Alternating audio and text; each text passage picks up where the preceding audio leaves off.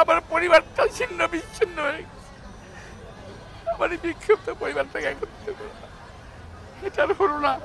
17 বছরে একটা মানুষের জীবনে যে প্রাইম টাইম আছে, আমার বয়স 74 বছর। এই 17 বছরে আমার জীবনের সমস্ত কিছু এই আওয়ামী সরকার কেড়ে নিয়েছে, ধ্বংস করে দিয়েছে। আমি না, শুধু আমার মতো বাংলাদেশে বহু নেতা কর্মীর জীবন শেষ করে দিয়েছে, বহু নেতা কর্মী। আমি আজকে হয়তো আপনারা দেখলেন যে আল্লাহর রহমতে 17 বছরের পরিশ্রম, আল্লাহর রহমতে এই রায় আমরা অর্জন করেছি। এই 17 বছরে আমাদের বহু কর্মী নিহত হয়েছে, জেলখানায় মারা গেছে, বিনা চিকিৎসায় জেলে মারা গেছে। এই 17 বছরে বহু পরিবার ধ্বংস হয়ে গেছে। একইভাবে আমার পরিবার ধ্বংস হয়ে গেছে।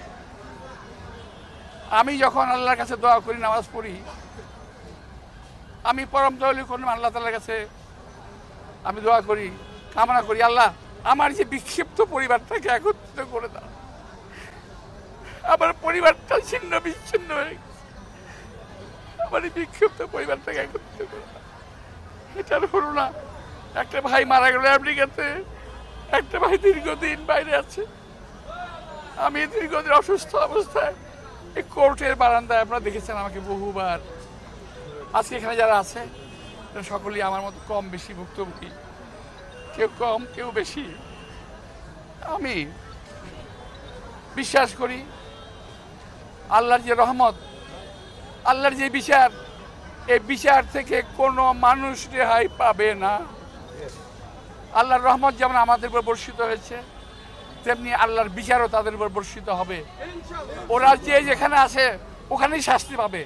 আপনারা সর্বশেষ দেখেছেন বিচারপতি কি বলে, মানিকের কিরকম জিল্লতি, কিরকম নাল্লতি, যেটা কোরআন শরীফে আছে যে আল্লাহ তাআলা যাকে বেজ্জিত করেন কিভাবে করেন উনি দেখিয়ে দেন। তো আমি জানি, আমি চাই আল্লাহ তাআলার কাছে সেই বিচারটা। হ্যাঁ, অনেকে বলতে পারেন ক্ষমা মহত্বের লক্ষণ। আমি ভাই মহৎ ব্যক্তি না, আমার জীবনের বিনিময়ে কাউকে আমি ক্ষমা করতে পারছি না। এই বিচার আল্লাহ তাআলার কাছে আমি চাই।